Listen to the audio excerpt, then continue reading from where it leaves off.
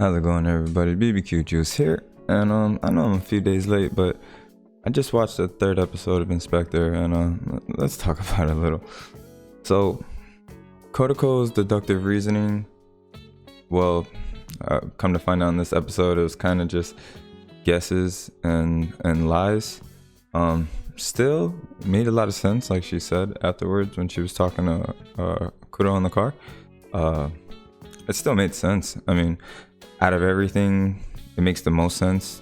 Snake believed it too, and he wasn't believing anything without a solid explanation behind it. So that was kind of crazy how she came up with that, I guess on the spot, or how she said lined up all the lies.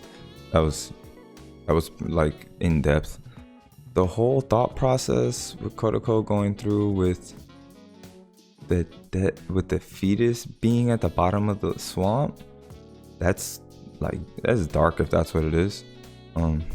That's really crazy to throw a miscarried baby at the bottom of a swamp and try to come back for it 5 years later. That's like whole other levels of crazy.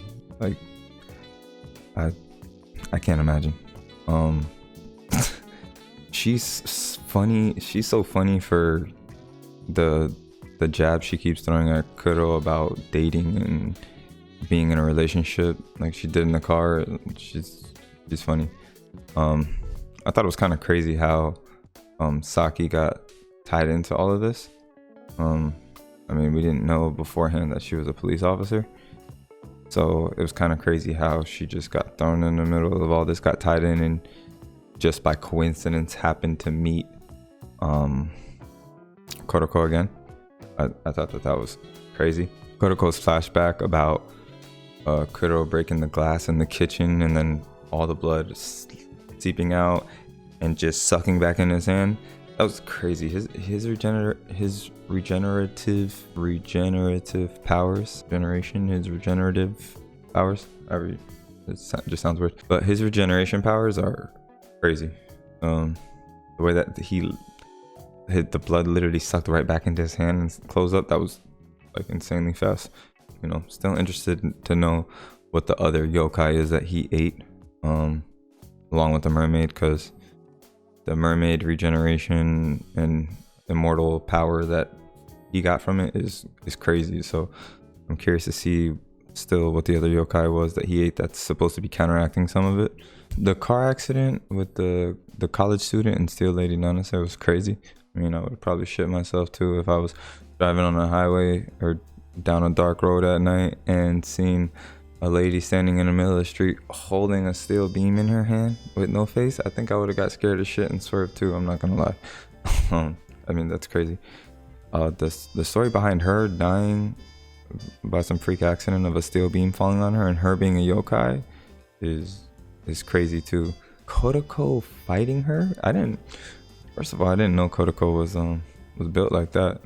I thought she just was gonna rely on yokais, but she was going at it with Steel Lady Nanase, bro.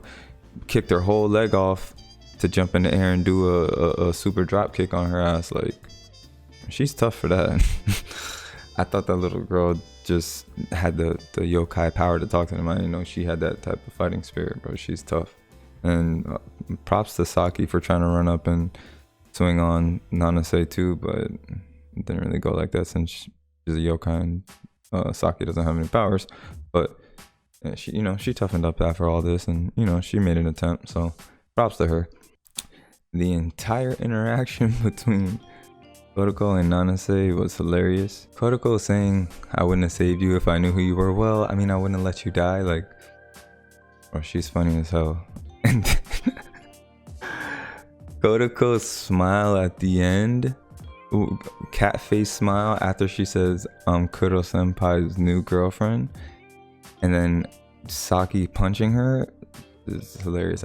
I can't wait to see the next episode to see the continuation of that conversation and how Saki gets tied into it.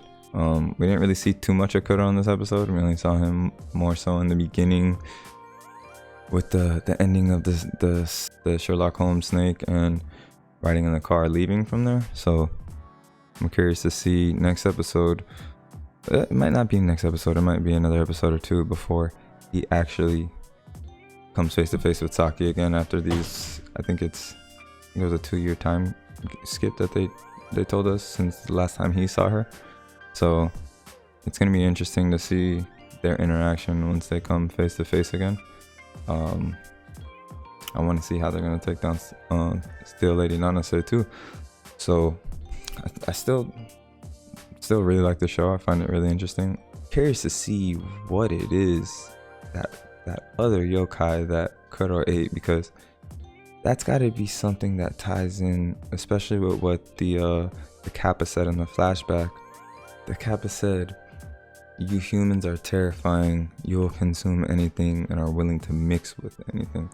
So I'm definitely curious, because it has to be something where whatever the other yokai is that he ate, it definitely gives off an aura to the yokai. It must be why they find him so terrifying. Whatever that other yokai is that he ate must be some crazy, like, demonic power yokai or some crazy evil yokai. I don't know what it is, but it's either that yokai or the combination of that yokai and the mermaid that really just scares all yokai from Kuro. Because when the Kappa says that to him and like shrieks at him, turns around and dips in the water, Kuro seems completely unfazed, like nothing. He has no response, no reaction. He's just completely dead fish faced.